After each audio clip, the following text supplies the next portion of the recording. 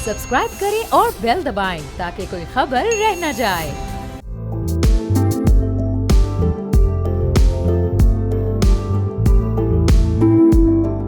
अस्सलाम वालेकुम, मैं हूं बाब जहांगीर। आप देख रहे हैं प्रोग्राम व्यापार। मुल्क की इकॉनमी खतरात से निकलकर इस वक्त इस्तेहकाम की जानिब राइट ट्रैक पर आ गई है। रुपए की कदर हम देख रहे हैं मुस्तहकम हो गई है। मईशत की ग्रोथ एक तरह से शुरू हो चुकी है। टैक्स नेट बढ़ रहा है। लोकल और फॉरेन इन्वेस्टमेंट और एक्सपोर्ट्स में भी अब तेजी से इजाफा होने लगा है।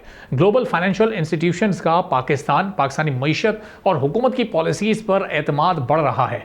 PwC के 28वें सालाना ग्लोबल CEO सर्वे के मुताबिक पाकिस्तान में बिजनेस की ग्रोथ के इम्कानात 83% तक बढ़ गए हैं, जिसमें गुज़िश्ता साल के मुकाबले में 49% का एक बड़ा वाज़ेह और नुमाया इजाफा देखने में आया है। ग्लोबल इकोनॉमिक डेवलपमेंट कॉन्फिडेंस भी 39% से बढ़कर अब 70% को क्रॉस कर चुका है। इस सर्वे में मुख्तलिफ सेक्टर की इंडस्ट्रीज़ के 70 CEOs की मुल्की मईशत के हवाले से राय शामिल की गई है, जिन्होंने ग्लोबली और डोमेस्टिकली इकोनॉमिक ग्रोथ पर एतमाद का इजहार किया है। 70% CEOs आलमी मईशत में बेहतरी की तवक्को रखते हैं, जबकि 83% का ख्याल यह है कि पाकिस्तान की मईशत इस वक्त बेहतर और सही अंदाज में आगे बढ़ रही है। गुज़िश्ता साल 28% CEOs इकोनॉमिक डिक्लाइन की तवक्को कर रहे थे, जिनकी तादाद में एक वाज़ेह कमी सामने आई है और अब यह कम होकर सिर्फ 9% रह गई है। सर्वे के मुताबिक 92% CEOs अगले 12 माह में उनकी इनकम में इजाफे के लिए पुरुमीद हैं, जबकि 99% CEOs अगले 3 सालों के दौरान अपने रेवेन्यूज़ में इजाफा होता देख रहे हैं। पॉजिटिव ग्रोथ के बावजूद भी 46% CEOs मैक्रो इकोनॉमिक उतार चढ़ाव और 39% इन्फ्लेशन रेट में इजाफे और 31% CEOs जियो पॉलिटिकल रिस्क के हवाले से अभी भी कुछ खदशात का इजहार कर रहे हैं। इस सर्वे के मुताबिक इकोनॉमिक कंडीशंस बेहतर होने के बाद 54% बिजनेसेस नए सेक्टर्स में फैल रहे हैं, जिनमें कंज्यूमर्स, रिटेल और रियल स्टेट सेक्टर सर फहरिस्त हैं। तकरीबन 44% CEOs का ख्याल है कि उनकी कंपनीज अगले 10 सालों के बाद माशी तौर पर काबिल अमल नहीं होंगी अगर वो अपने बिजनेस मॉडल्स में तब्दीली नहीं करते।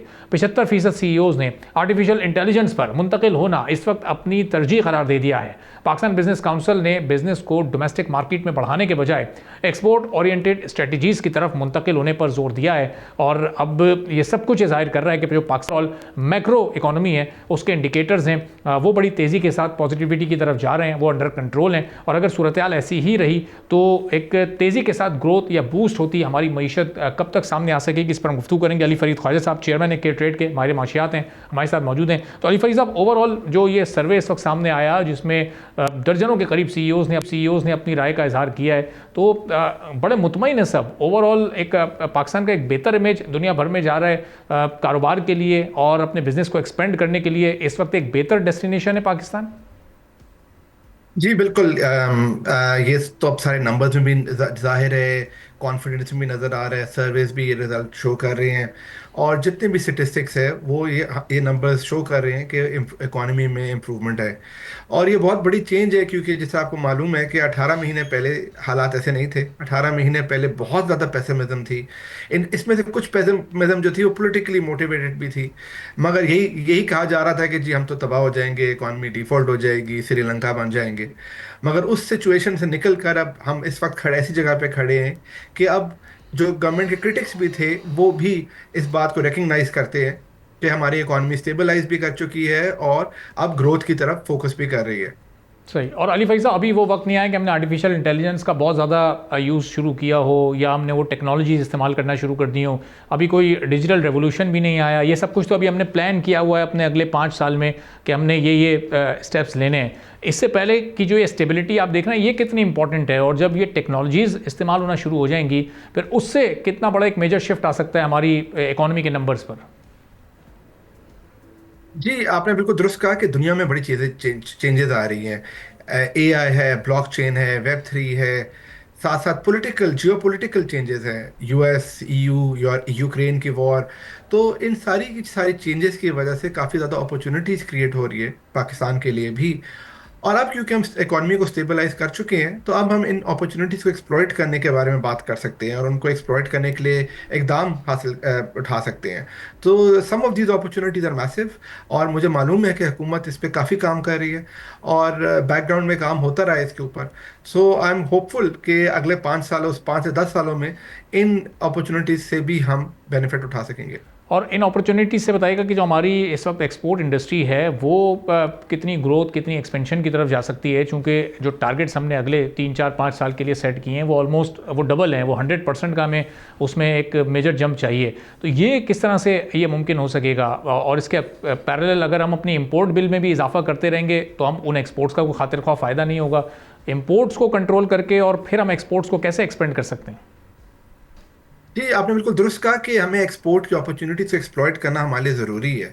अच्छा, अपॉर्चुनिटीज जहाँ भी आती है उसको एक्सप्लॉइट वही करता है जो कि पॉजिटिव हो, ऑप्टिमिस्टिक हो, और जिसको अपनी प्रोडक्ट के बारे में और अपनी इकोनॉमी के बारे में पॉजिटिव फीलिंग हो। तो ये सेंटिमेंट को इम्प्रूव करना और ये ऑप्टिमिज्म लाना इकोनॉमी के लिए बहुत ही ज़रूरी था, क्योंकि अगर ये ना होता तो हम तो सिर्फ तबाही का ही ख्याल कर रहे होते। तो अब हम उस जगह पर है कि हम बात कर सकते हैं कि हम किस तरह इन अपॉर्चुनिटीज़ को एक्सप्लॉइट करें। एक्सपोर्ट्स में अगर आप देखें, सिर्फ पिछले 2 हफ्ते में यूरोप ने अनाउंस किया है कि वो अपने डिफेंस बजट को बहुत ज़्यादा इंक्रीज करेगा। ये हमारी बड़ी अपॉर्चुनिटी है, हमारी डिफेंस एक्सपोर्ट्स जो है वो यूरोप पे जा सकती हैं। तो इसी तरीके से यूक्रेन की वॉर की वजह से जो एग्रीकल्चर के अंदर से अपॉर्चुनिटीज़ आई थी, हमने उसको एक्सप्लॉइट किया। सऊदी अरेबिया में राइस की एक्सपोर्ट की अपॉर्चुनिटीज़ आई थी, पाकिस्तान ने उसको एक्सप्लॉइट किया। तो टेक्नोलॉजी सेक्टर के अंदर, खासतौर पे एआई और ब्लॉकचेन के अंदर दुनिया में टेक टैलेंट की काफ़ी ज़्यादा ज़रूरत होगी। पाकिस्तान हैज़ अनदर अपॉर्चुनिटी कि हमारी जो लीडिंग सॉफ्टवेयर कंपनीज है जो मिडल ईस्ट में काफ़ी ज़्यादा काम कर रही है एआई के ऊपर, डिजिटल ट्रांसफॉर्मेशन के ऊपर, so now is the opportunity for them to go and capitalise on it. मगर इन सब के लिए ज़रूरी है कि हम मेड इन पाकिस्तान को जो ब्रांड है उस पर हम फ़ख्र करें और उसको हम प्रमोट करें। सऊदीज़ ने ये काम बहुत अच्छा किया है, वो मेड इन सऊदी को बहुत ज़्यादा प्रमोट करते हैं। मगर इसलिए ज़रूरी है कि हम ऑप्टिमिज्म के साथ, कॉन्फिडेंस के साथ अपने ब्रांड के ऊपर काम करें, और जब भी जाके हम इस अपॉर्चुनिटीज़ को एक्सप्लॉइट कर सकेंगे। और अभी अली फरीद साहब, चूँकि अमेरिका में जो सिचुएशन है, नए टैरिफ को जिस तरह इम्प्लीमेंट किया जा रहा है, तो ज़ाहिर है जो बड़ी बड़ी एक्सपोर्ट कंट्रीज़ हैं उनको खासी हद तक उन पर एक ब्रेक लग जाएगा, उनकी एक्सपोर्ट्स में कमी हो सकती है टुवर्ड्स अमेरिका। तो हमारे पास एक अच्छी अपॉर्चुनिटी है, एक विंडो के तौर पर हम इसको ले सकते हैं, और उसके लिए स्ट्रेटजी क्या होनी चाहिए? अपनी ट्रेड को हम कितने परसेंट या उन नंबर्स को कितना हम ऊपर लेकर जा सकते हैं इसमें? जी, ग्रेट क्वेश्चन। तो ये आपने जैसा बिल्कुल दुरुस्त कहा कि ट्रेड वॉर्स और टैरिफ्स की वजह से पूरी ग्लोबल सप्लाई चेन जो है वो री इंजीनियर होंगी।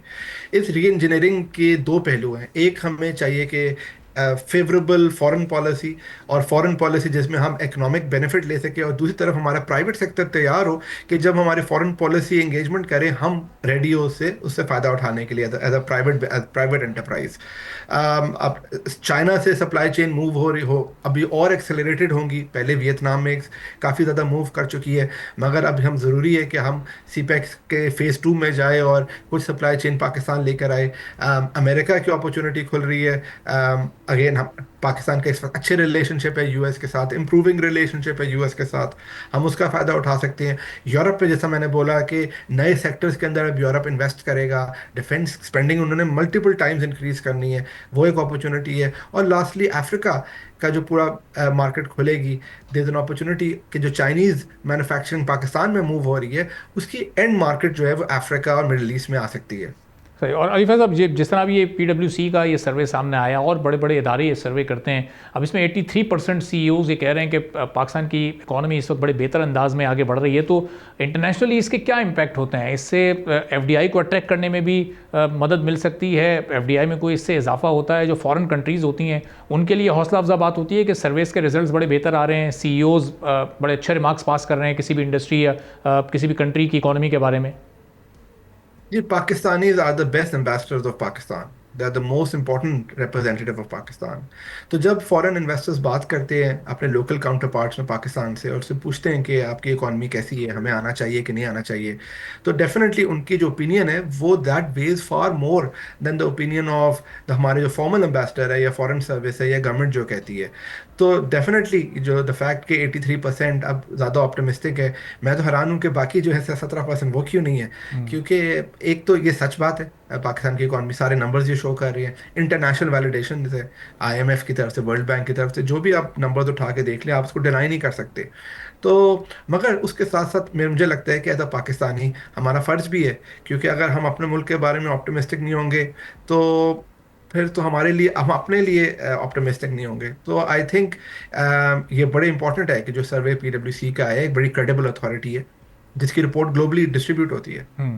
और अली फैज़ साहब 99% सीईओ से कह रहे हैं कि अगले 3 साल में उनके रेवेन्यूज़ में इजाफा होगा, तो ये अब अगला 1 से 2 साल ये कितना इंपॉर्टेंट फॉरेन कंट्रीज़ की कंपनीज़ के लिए हो सकता है जो कि पाकिस्तान में इन्वेस्ट करने के बारे में सोच रही हूँ कि यहाँ का जो लोकल इन्वेस्टर है वो इतना पूरा एतमाद है कि वो 99% इस सोच रखता है कि अगले 3 साल में उनके प्रॉफिट्स, उनके रेवेन्यूज़ बढ़ेंगे, तो फिर इस तरह से जो गैर मुल्की सरमायाकार हैं उनके भी यहाँ आने में ये चीज़ मददगार साबित हो सकती है, उनका एक माइंड बन सकता है, ब्रेन स्टॉर्मिंग हो सकती है।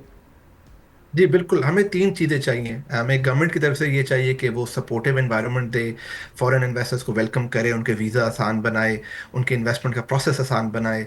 जो स्टेट बैंक से और अप्रूवल्स चाहिए होती है, सिक्योरिटी क्लियरेंस चाहिए होती है, इस प्रोसेस को वो सिंप्लीफाई करे। हमें हमें फॉरेन सर्विस से ये और गवर्नमेंट से ये इस्टेब्लिशमेंट से ये हेल्प की ज़रूरत है कि वो इंटरनेशनल रिलेशनशिप्स हमारे अच्छे बनाए रखे, ताकि ट्रेड मार्केट में हमें एक्सेस मिले, नई नई मार्केट्स में हमें एक्सेस मिले। और एक सारी काम गवर्नमेंट कर रही है, और तीसरा प्राइवेट सेक्टर, कि वो ऑप्टिमिस्टिक रहे और रेडी रहे कि जब बाकी दो चीज़ें हों तो प्राइवेट सेक्टर उससे फ़ायदा उठा सके। और जब हम सारे बेनिफिट करेंगे जब भी पाकिस्तान को फ़ायदा होगा। मगर मैं इस बात पे क्रेडिट देता हूँ कि अगर मैं आप एक्टिविटी देखें पाकिस्तान में आईटी मिनिस्टर का और बाकी भी जो गवर्नमेंट की मिनिस्ट्रीज़ है, वो सऊदी में बहुत ज़्यादा रोड शोज़ कर रही है, मिडल ईस्ट में बहुत ज़्यादा रोड शोज़ कर रही है, सिंगापुर एशिया में काफ़ी ज़्यादा रोड शोज़ कर रही है।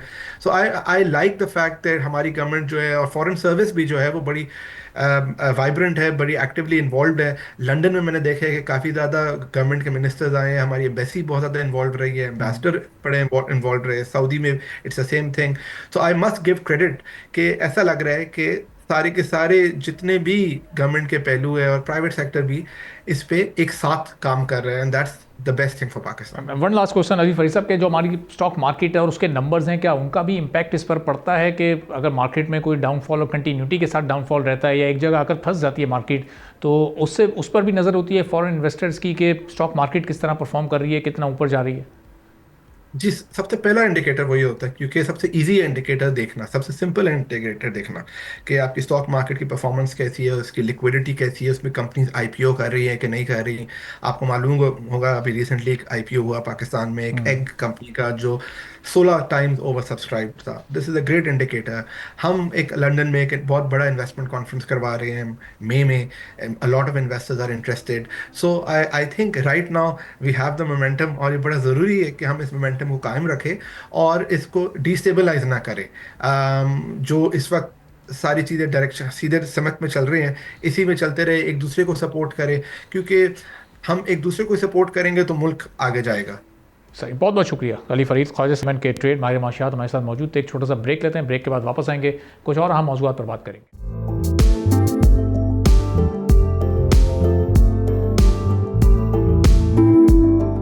एक बार फिर आपको प्रोग्राम में खुशामदीद कहेंगे। एफबीआर हुकूमत की जानिब से सेट किए गए टैक्स के आदाफ में मुसलसल नाकाम हो रहा है। एफबीआर को करंट फिस्कल ईयर के 8 माह के दौरान 601 अरब रुपए रेवेन्यू शॉर्टफॉल का सामना है। फरवरी में एफबीआर ने 850 अरब रुपए टैक्स जमा किया है। फरवरी में एफबीआर के टैक्स कलेक्शन का टारगेट 983 अरब रुपए का था। सिर्फ फरवरी का ही शॉर्टफॉल 133 अरब रुपए रहा है। एफबीआर के रेवेन्यू में 28% का इजाफा हुआ है, लेकिन अभी भी एफबीआर मुकर्रर करदा हदफ से काफ़ी पीछे दिखाई देता है। जुलाई से फरवरी के दौरान इनकम टैक्स कलेक्शन 3.52 ट्रिलियन रुपए तक पहुंच गई, जो कि 3.25 ट्रिलियन रुपए के टारगेट से 279 अरब रुपए ज़्यादा है। जबकि सेल्स टैक्स की कलेक्शन 2.5 ट्रिलियन रुपए रही है, जो कि 3.1 ट्रिलियन रुपए के टारगेट से 579 अरब रुपए कम रही है। फेडरल एक्साइज ड्यूटी की मद में एफबीआर ने 467 अरब रुपए वसूल किए हैं, जिसका हदफ 599 अरब था, यानी 132 अरब का शॉर्टफॉल यहां भी मौजूद है। इसी तरह कस्टम ड्यूटी की कलेक्शन 820 अरब की रही है, जो कि 995 के हदफ से 175 अरब रुपए कम है। माहिरीन के मुताबिक अगर एफबीआर इसी स्पीड से काम करता रहा और आदाफ के उसूल में हर महीने इसी तरह से नाकामी होती रही, तो फिस्कल ईयर के आखिर तक टैक्स शॉर्टफॉल 1000 अरब के करीब भी पहुंच सकता है। हुकूमत की जानिब से करंट फिस्कल ईयर के लिए 129 खरब 70 अरब रुपए का हदफ रखा गया है, जिसे अचीव करना इस वक्त बहुत मुश्किल दिखाई दे रहा है। इसके बावजूद हाई टैक्स अथॉरिटीज़ IMF के जारी प्रोग्राम के मुताबिक टैक्स टू GDP रेशो 10.6% तक जाने के लिए पुरुमीद है। फर्स्ट और सेकंड क्वार्टर में टैक्स टू GDP रेशो 9.6% और 10.8% रिकॉर्ड किया गया है। एफबीआर हुकाम के मुताबिक माली साल की तीसरी सहमाही में ये टैक्स टू GDP रेशो 10.6% से कुछ कम रहेगा, लेकिन चौथे चौथी छमाही में 11% से तजावुज़ कर जाएगा।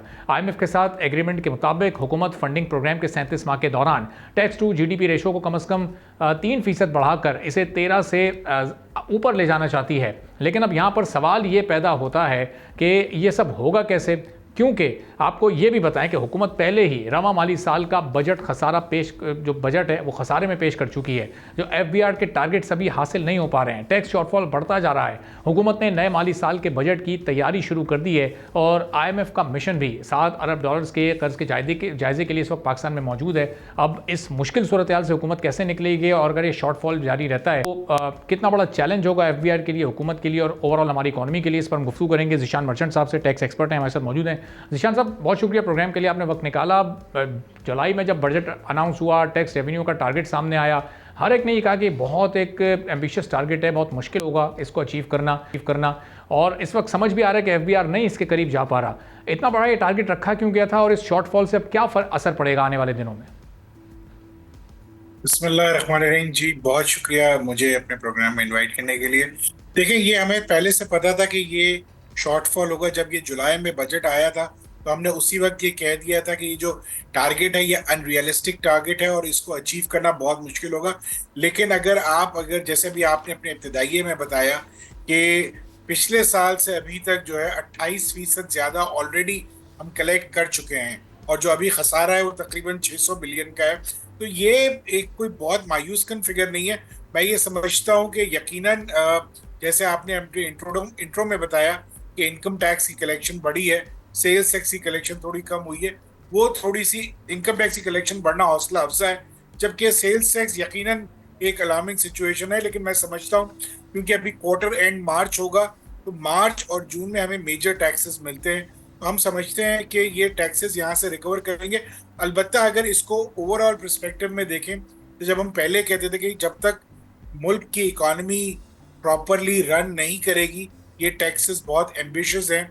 हमने अखबारों में पिछले दिनों भी पढ़ा था कि सैलरी टैक्स पेयर्स से अभी तक पिछले साल के मुकाबले में तकरीबन 100 अरब रुपए ज़्यादा ले चुके हैं और उनको अब ये रियलाइज़ हो रहा है कि ये जो बोझ डाला गया है सैलरी टैक्स पेयर पे वो ज़्यादा डाल दिया गया है। इस वक्त सैलरी टैक्स पेयर मुल्क का तीसरा बड़ा टैक्स पेयर है और अगर आप बात करते हैं एक्सपोर्टर्स से कंपैरिजन की तो एक्सपोर्टर्स बहुत नीचे हैं। और ओवरऑल मैं ये समझता हूँ कि वो के ये टारगेट जैसे आप बता रहे हैं कि हम 1000 अरब से शायद मिस कर जाएंगे, लेकिन पिछले साल से फिर भी ये बहुत ज़्यादा होगा और ये एक रियलिस्टिक और हौसला अफजा बात है कि हम इस टारगेट तक पहुंच पाएंगे। बट ओवरऑल सिनेरियो में जब हम इसको कंपेयर करते हैं कि जो हमारी स्कीम ऑफ अरेंजमेंट थी, जैसे आपने फरमाया, और ये फैक्ट है कि खसारे का बजट पेश किया गया था, तो इसमें एक ये बहुत बड़ा डेंट होगा और इसको कहीं ना कहीं से कम करना पड़ेगा, जो कि मैं समझता हूँ कि गवर्नमेंट को अपने खर्चों को कम करना पड़ेगा। और अगर खर्चों को थोड़ा सा कंट्रोल किया जाएगा तो अगर ये खसारा होता भी है तो कहीं ना कहीं हम एक इक्विलिब्रियम रीच कर पाएंगे और एक ऐसे हदफ तक पहुंच जाएंगे कि जहां पे शायद हम IMF को भी मना पाएं और शायद IMF भी हमारी कंडीशंस को मान जाए। तो अगर ये फिस्कल ईयर एंड होने तक कुछ 850-900 अरब के खसारे में हम रहते हैं और फिर नए बजट की तरफ हम जाते हैं, तो वो जो इस वक्त जिन ख्वाहिशात का इजहार इस वक्त हमारे फाइनेंस मिनिस्टर भी कर रहे हैं, उन्हें भी अब एहसास हुआ है कि सैलरीड पर्सनस पर टैक्स बहुत ज़्यादा था और अगले बजट में हम रिलीफ देंगे, तो वो फिस्कल स्पेस क्रिएट हो सकेगा? इस रिलीफ को हम सैलरीड पर्सनस पर से टैक्स में थोड़ी कमी समझें या फिर जो अब उनके लिए सेट कर दिया गया इस वक्त एक बार वो वहीं पर रहेंगे, यानी बढ़ाया नहीं जाएगा टैक्स और वो सेम इस वक्त कंडीशंस रहेंगी उनके ऊपर? देखिए, मैं हमेशा से ये समझता हूँ कि जितना आप टैक्स रेट को बढ़ाएंगे उतनी जो है टैक्स की अंडर रिपोर्टिंग होगी, उतनी ही जो है बिजनेसेस अंडर इनवॉइसिंग करेंगे। सैलरी टैक्स पेयर के लिए प्रॉब्लम ये होता है कि वो अपनी इनकम को या अपनी सैलरी को छुपा नहीं सकते और वो जो है उनको टैक्स कट के मिलता है, तो उनको अगर ये रिलीफ ना दिया गया तो उनकी तो टेक होम सैलरी वैसे ही बहुत कम हो गई है। एक अंदाजा मैं अगर आपको दूं तो अगर कोई 10 लाख रुपए महीना कमा रहा है तो इस वक्त जो है वो 4 लाख रुपए तो टैक्स में दे रहा है महीने का और वो 6 लाख रुपए लेके जा रहे हैं। तो इसका मतलब है कि वो और एक मीडियम कमाने वाला इस वक्त दोनों की टेक होम तकरीबन बराबर है। तो ये बहुत ज्यादा जो है ज्यादती की गई है सैलरी टैक्स पेयर्स के साथ। मैं समझता हूँ कि इनका रेट कम करना पड़ेगा। इसी तरीके से जो इंडिविजुअल या पार्टनरशिप बिजनेसेस हैं उनको आपने 50% पे टैक्स रेट ले गए तकरीबन 49.5%। तो ये इस तरह से बिजनेसेस नहीं चल सकते, इस तरह से टैक्स आपका बढ़ेगा नहीं, इस तरह से तो आप अंडर रिपोर्टिंग या अंडर इनवॉइसेस को जो है प्रमोट करेंगे। तो मैं ये समझता हूँ कि गवर्नमेंट को फिल फॉर इसकी तरफ जो है प्रॉपर तरीके से काम करना चाहिए। यकीनन जहां टैक्स बढ़ाने की गुंजाइश है उसको देखना चाहिए, लेकिन जो जहां पे ज्यादा टैक्स लगा दिया गया है और अनफॉर्चुनेटली वो गलत, जैसे कि आपने फरमाया और हमने भी पढ़ा कि फाइनेंस मिनिस्टर ने और फाइनेंस मिनिस्ट्री की टीम ने ये एडमिट किया है कि ये सैलरी टैक्स पेयर्स के साथ ज्यादती हो गई है।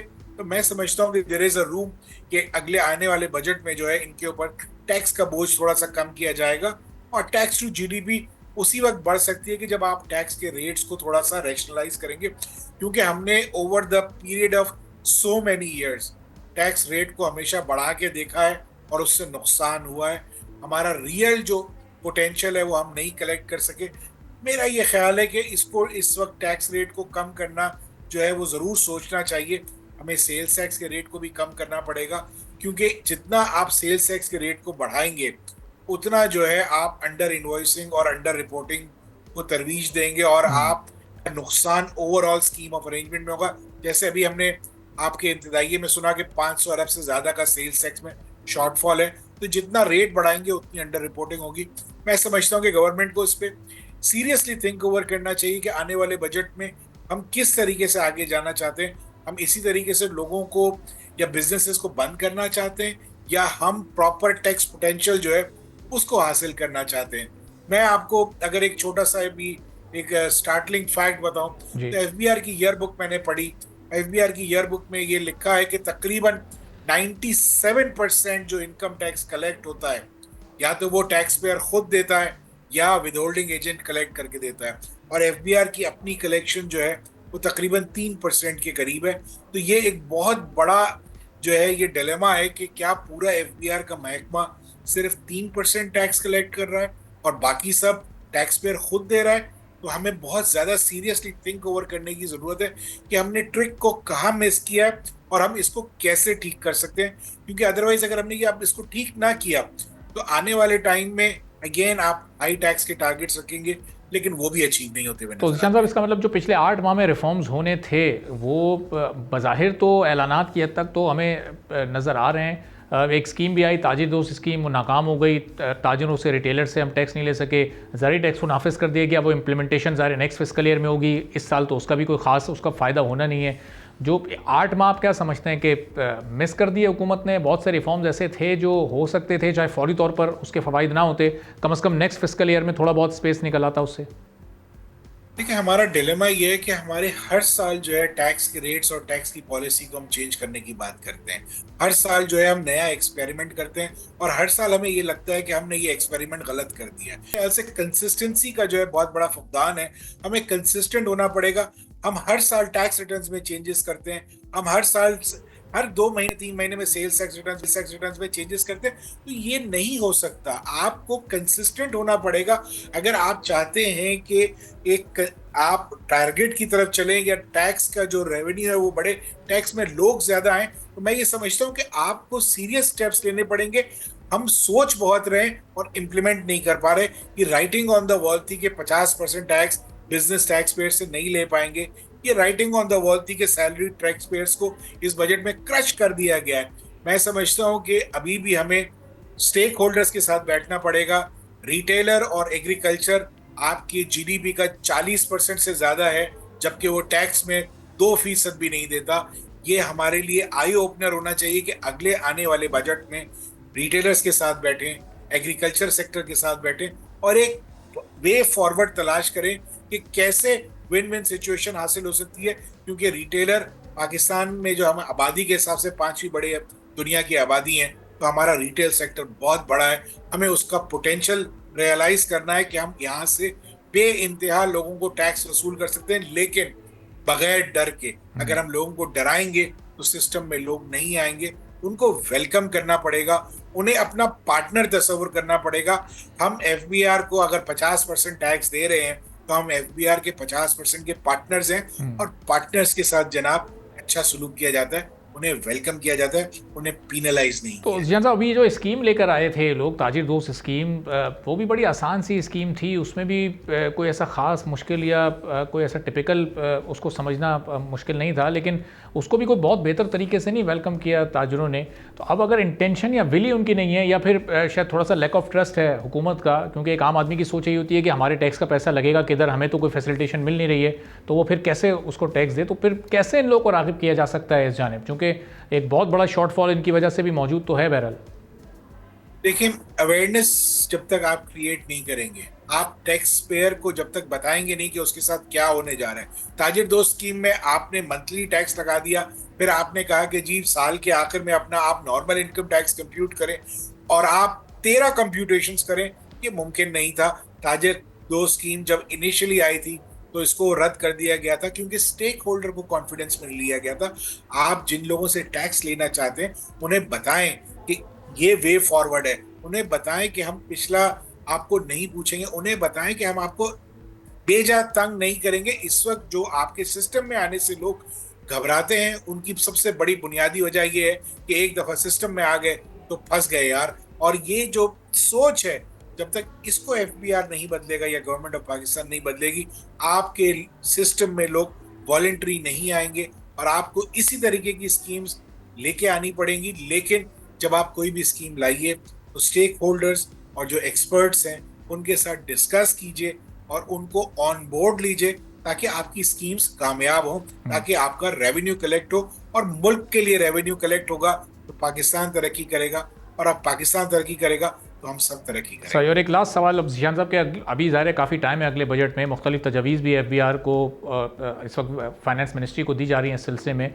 अब ये एक रियलिस्टिक टैक्स रेवेन्यू का टारगेट कितना अगले साल होना चाहिए, चूँकि जब ये 13,000 ऑलमोस्ट ये राउंड ऑफ करके जो रखा गया था पिछले साल, ये एक ज़ाहिर एक बड़ा एम्बिशियस टारगेट था, तो इस साल उसी टारगेट को रखा जाना चाहिए, या उसमें अगर कुछ मज़ीद इजाफा होता है तो वो मज़ीद एम्बिशियस हो सकता है?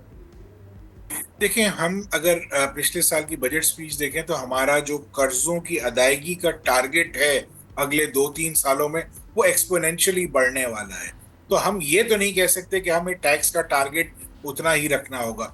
यकीनन टैक्स का रेवेन्यू का जो टारगेट है वो बढ़ाना होगा, लेकिन मैं ये समझता हूँ कि जो गवर्नमेंट के अगर कोई खर्चे बेजा हो रहे हैं उन्हें रोकने की ज़रूरत है, क्योंकि अगर गवर्नमेंट के खर्चों को कम नहीं किया गया तो आप जितना भी टैक्स रेवेन्यू कमा लें, आप डे वन से नेगेटिव में शुरू करेंगे, क्योंकि आपकी इंटरेस्ट पेमेंट्स अगले सालों में बहुत बढ़ जाने वाली हैं। तो मैं नहीं समझता कि बहुत ज़्यादा कोई फिस्कल स्पेस होगा अनलेस आपकी इकोनॉमी किक स्टार्ट ना करे, अनलेस चीज़ें बेहतर ना हो, अनलेस कंसिस्टेंसी ना आए, अनलेस जो डेफिसिट, ट्रस्ट डेफिसिट है वो ख़त्म ना हो। तो हम ये जितनी भी बातें कर लें, होना कुछ नहीं है, इसी तरीके के हालात रहेंगे। हमें कंसिस्टेंसी चाहिए। हमारा इन्वेस्टर, डोमेस्टिक इन्वेस्टर भी इस वक्त जो है कंसिस्टेंसी चाहता है, एक लेवल प्लेइंग फील्ड चाहता है। उनको ऑन बोर्ड लेना पड़ेगा और उन्हीं के साथ मिलकर ये टैक्स टारगेट्स को आप अचीव कर सकते हैं। ठीक है, बहुत बहुत शुक्रिया ज़ीशान मर्चेंट साहब, टैक्स मौजूद थे, गुफ्तगू आपने सुनी। एक छोटा सा ब्रेक लेते हैं, ब्रेक के बाद वापस आएंगे, एक और अहम मौजू पर बात करेंगे।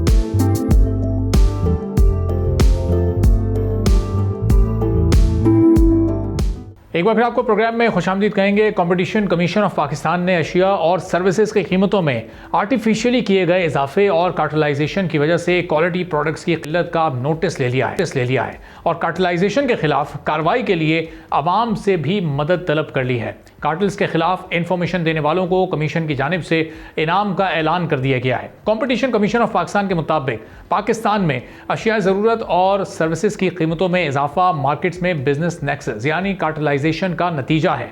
कार्टल्स मार्केट में मौजूद सप्लायर्स के साथ मिलकर सप्लाई को कंट्रोल करते हैं, जो एक गैर कानूनी अमल है। नाजायज़ मुनाफाखोरी सप्लाई को कंट्रोल करना कंपटीशन एक्ट 2010 के तहत एक संगीन जुर्म है। सीसीपी ने अपील की है कि अगर किसी शख्स को मालूम हो कि किसी भी बिजनेस एसोसिएशन या किसी प्रोडक्ट के सप्लायर ने अपनी प्रोडक्ट या सर्विसेज की कीमतों को फिक्स करने के लिए या सप्लाई को कंट्रोल करने के लिए आपस में कोई गठजोड़ किया है, कोई प्लानिंग की है, तो फौरी तौर पर कंपटीशन कमीशन ऑफ पाकिस्तान को मालूमात फराहम करें। जो कोई भी ये इत्तला देगा, इन्फॉर्मेशन देने वाले शहरियों के लिए CCP की जानिब से 2 से 20 लाख रुपए तक के इनाम का ऐलान भी किया गया है। रमज़ान के आगाज़ के साथ ही मार्केट्स में हम देखते हैं कि नाजायज़ मुनाफाखोरी शुरू हो जाती है, कीमतों में गैर कानूनी इजाफे की शिकायत में इजाफा होता चला जाता है और इस बार भी ऐसे ही हो रहा है। हुकूमत की जारी करदा रेट लिस्टों पर कहीं भी अमल दरामद होता बमुश्किल ही नज़र आता है, बल्कि कहीं भी शायद होता ही नहीं अमल दरामद। खासतौर पर फलों और सब्जियों के नर्ख आसमान से बातें करने लगते हैं। टमाटर 50 रुपए सरकारी रेट, जबकि मार्केट में हम देखते हैं कि कहीं 80 और कहीं 100 रुपए फ़ी किलो में ये फ़रोख्त हो रहा होता है। प्याज का सरकारी रेट 75 रुपए, लेकिन ये भी मार्केट में कहीं 100 कहीं 120 रुपए फ़ी किलो में दस्तियाब होती है। इसी तरह तमाम चीज़ों की कीमतें अज खुद बढ़ा दी जाती हैं। अब UN की एक रिपोर्ट है और उसमें वाज़े तौर पर लिखा है कि ग्लोबल मार्केट में फूड स्टफ की कीमतों में 2.1% की कमी हुई है, यानी दुनिया भर में ये कमी हुई है। जबकि पाकिस्तान में भी इन्फ्लेशन रेट गुज़िश्ता सालों की कम तरीन सतह पर मौजूद है। आदाद शुमार तो यही बताते हैं, लेकिन लोकल मार्केट्स में इसके असरात हमें कहीं भी नज़र नहीं आ रहे हैं। कॉम्पिटिशन कमीशन ऑफ पाकिस्तान ने आवाम से अपील की है कि ज़ख़ीरा अंदोज़ी करने वाली काली भेड़ों की निशानदही करें। आवाम CCP से फ़ोन के ज़रिए, ईमेल के ज़रिए या उनकी वेबसाइट के ज़रिए रब्ता कर सकते हैं और इस गठजोड़ की इत्तला दे सकते हैं। CCP ने इस हवाले से अपना WhatsApp नंबर और ईमेल एड्रेस भी जारी कर दिया है। अगर मालूमात दुरुस्त साबित हुई तो इन्फॉर्मेशन देने वाले शख्स को न सिर्फ इनाम दिया जाएगा बल्कि कौमी हीरो के तौर पर शनाख्त भी दी जाएगी। हर एक ने करना यह है कि जहाँ भी उसको कोई नाजायज़ मुनाफाखोरी या इस तरह की ज़ख़ीरा अंदोज़ी दिखाई दे तो इस तरीके पर अमल करते हुए CCP को इत्तला दी जाए और फिर वो क्या कार्रवाई करते हैं ये आने वाले वक्त में हम उस पर भी नज़र रखेंगे। इसी के साथ आज के प्रोग्राम से इजाज़त दीजिए। अल्लाह हाफ़िज़।